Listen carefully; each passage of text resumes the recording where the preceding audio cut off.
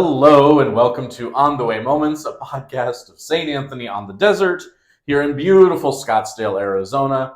I'm Will Strong. And I'm Jill Kyler. And we are now even more award-winning as we've just been named one of the top 50 podcasts in Scottsdale, Arizona from feedspot.com. We'll be sure to include the link to the article and be able to, so you can see all the other great podcasts here. Yeah, and we really appreciate that. It's quite an honor for us. It really is. Yeah. And the example was freshness and topics. So clearly we're doing some good stuff here.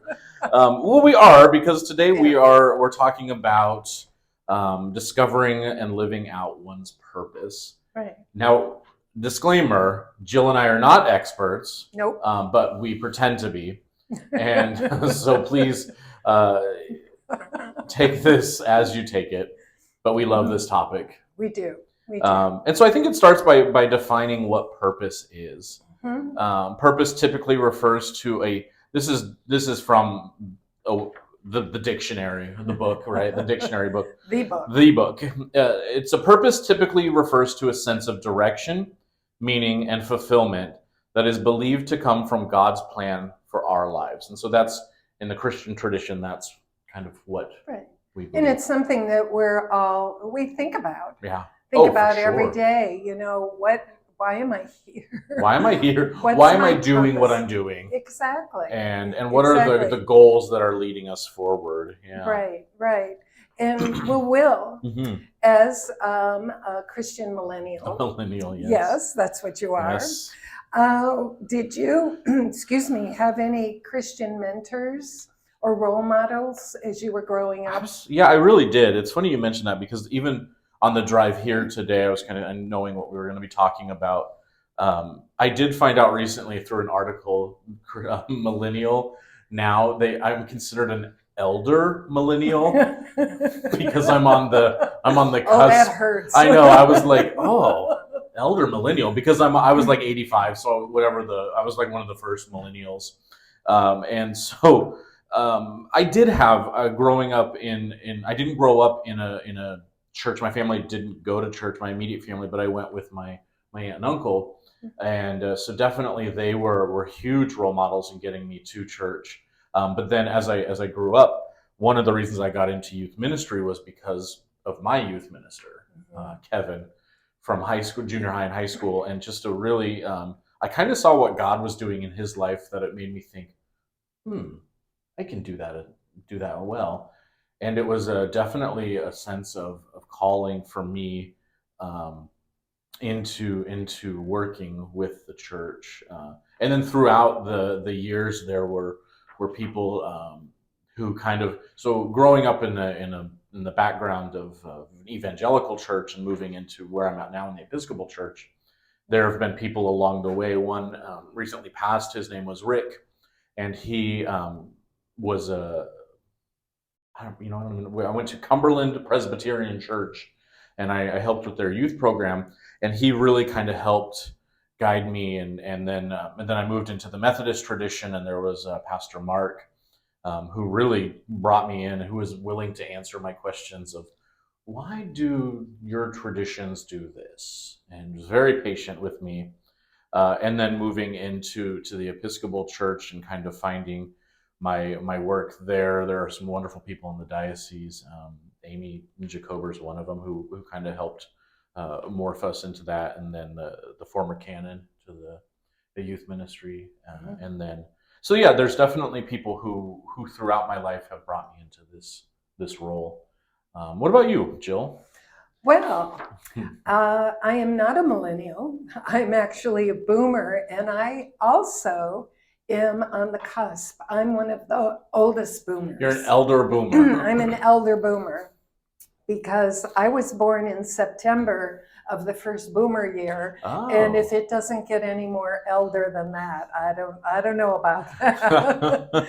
So I would say that initially, I was born in the Episcopal Church, and we attended, but there wasn't that much for kids. you went through confirmation class and then you were kind of drop kicked into the congregation, and that was it. We didn't have youth group or anything like that. You just came to church. So, in the Episcopal church that I went to during school was very small, so there weren't a lot of kids there anyway.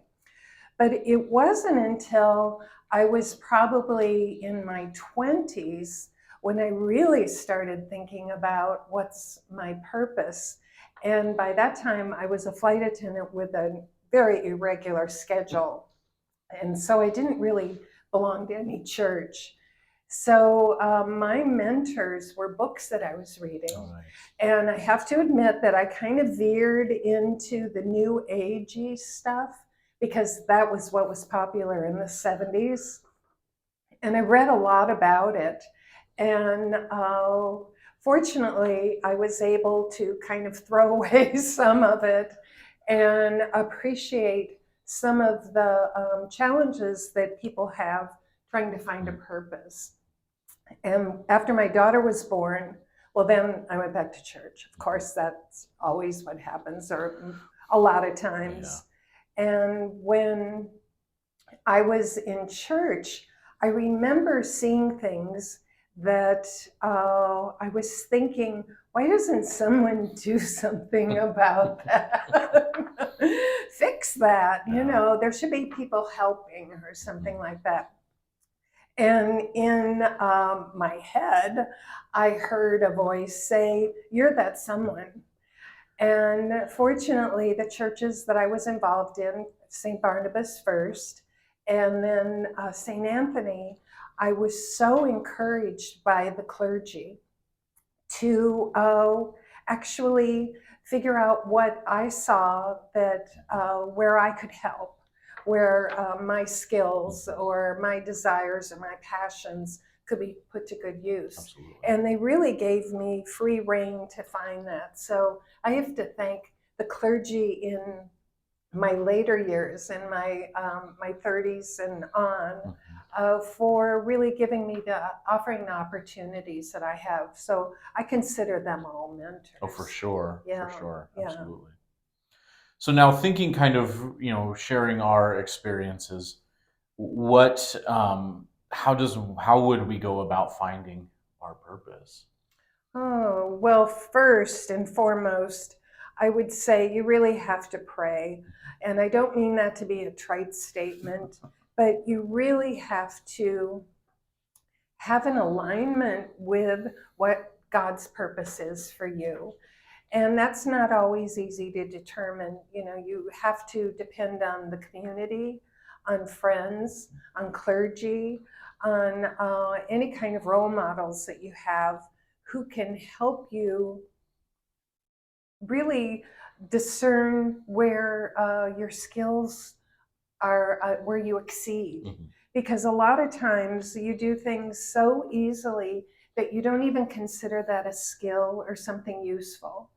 And it takes other people pointing it out. Absolutely. I heard a thing this summer that said if 3 people point something out to you, 3 different people, then maybe it's something to think about and to look at. Hopefully it's positive. And hopefully it's positive. And I think that's absolutely right. So it's just starting with prayer and asking God for that wisdom.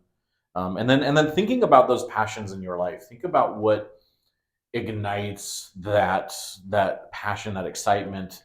And exactly like you said, sometimes you don't even know. Like, man, I love putting together that altar, and that's a passion for people. I love being in prayer. I love praying for people. So why don't we use those?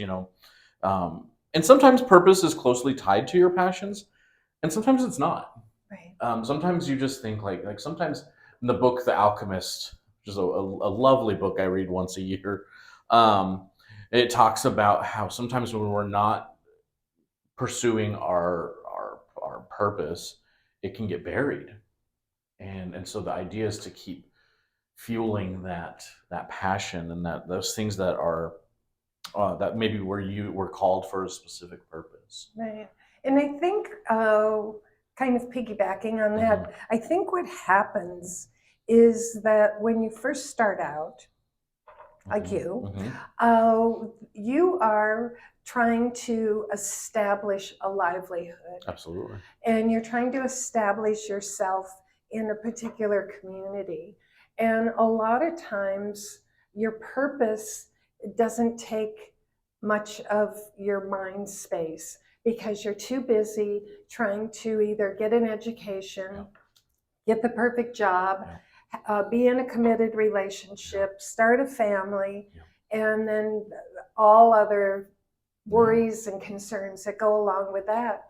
And you don't really, sit down and go, now what's my purpose in all this? Because a lot of times you're moving as fast as you can. Yep.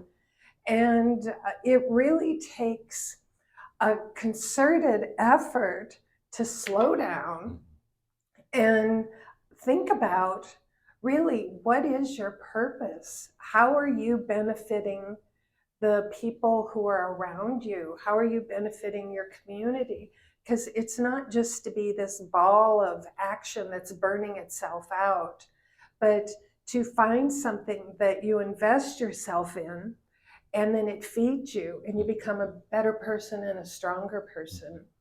And I know, well, you're in your third decade, and well, I'm in my seventh, and our concerns are very different, but we do have a commonality of what are we doing here? Yeah. Am I spending my time in a worthwhile way? Am I honoring my faith? Am I honoring my values? Because it's as simple as just the way you speak, the way you talk to people, no matter where you are, whether you're in the grocery store or you're in a pew. How you talk to people is so important that you know that when the conversation is going well and you feel fed, you can tell you have a good effect on someone else, and that feel also fills you. So it's never too late or too soon to think about your purpose. Absolutely. And it's funny. Absolutely. I love that word. I think for us too is, and you may be like, okay, that's great and all, but like, how do I even start thinking about that? I did a life audit where I sat down, and it was about a 4 hour. I do mine in the mornings because that's my best time. 4 hour morning where you just write down things that your goals. What are some things that you're passionate? What are some things that if you could have the time, unlimited resources, what are some things that you would want to do? And then you start dividing those up to be like doable, stretch, maybe down the road. And it kind of then helps you pull together, okay, what right now in this minute, this hour, this week can I do that's helping me achieve that purpose? I mean, or even just, and I think we talk about it a little later, asking people, like, hey, I'm a little stuck. It's those trusted friends.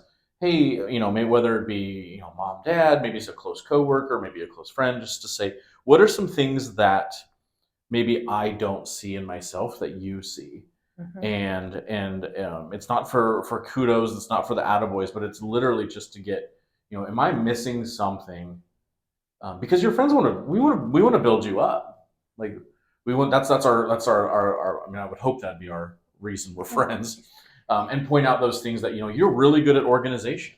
You're really good at diffusing situations that may get a little heated. You're really good at being able to talk to somebody. You're really good at extemporaneous speaking, and so like people will be able to help you point out those skills that you have.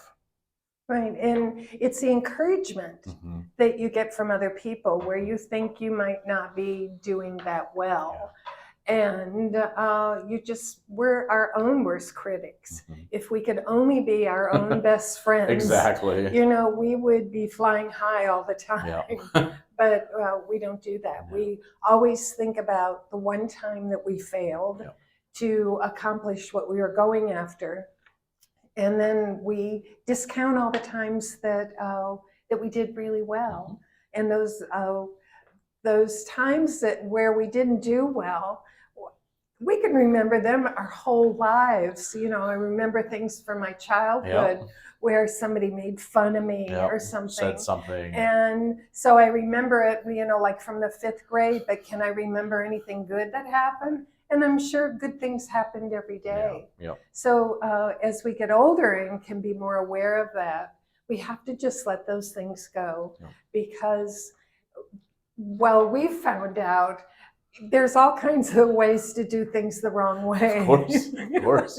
But you just learn from Just it. go You go, for it. that didn't work. Yeah, it didn't work. But you just keep on going. Or we shift it, or we move it, or it gets morphs into something else. You speaking right there made me think of in my very first youth job, and I probably shared this story again, but we were on a mission trip, and it was talent show night, and one of my students brought her guitar, and she was very little self-deprecating, like, "Oh, I'm so bad. I'm not good. I'm not good." And we're like, just do it. Just go up and play.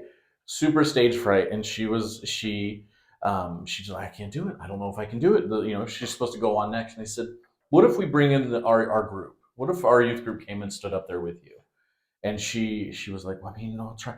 She rocked it. She crushed it. She was awesome. And it was those things of it was that motivation. It was like, we got you. We here, not just our group, but this whole group, we have your back. And I think that really helps. And then it was so funny because so she was a freshman then, and one of her senior memories from the church was that moment. Of course. And it really had kind of shifted the way that she was like, you know what? I can play the guitar. I am good at that.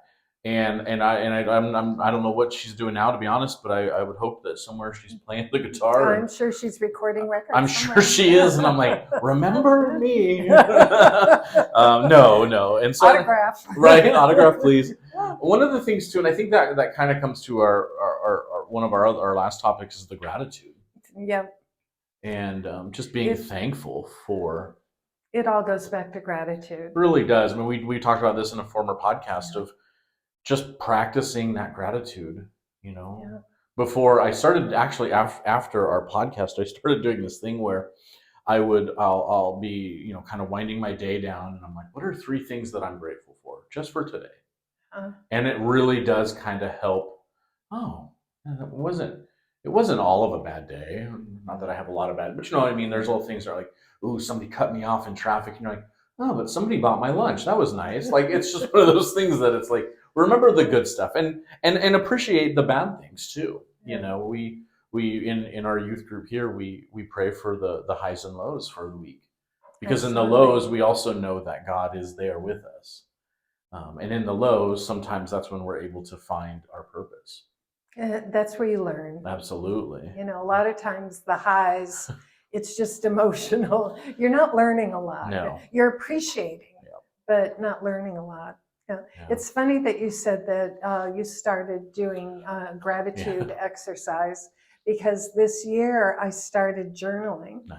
Because I just thought it was something that I needed. I meditate every morning. It was something I needed to kind of solidify the meditation. So I journal a little bit, a paragraph or 2.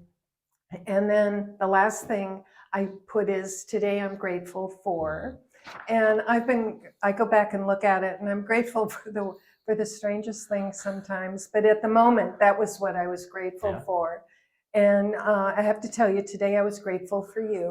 Because I knew we were going to be recording, and I knew that you were going to carry us through with the technology. We miss Shane Taylor. We do. He was our sound guy, and he has moved to Pennsylvania. Hey, Shane. And we miss you. Yeah, we do miss you. So it's up to us to do the tech stuff and to talk. Yeah. So I knew that today was gonna be good.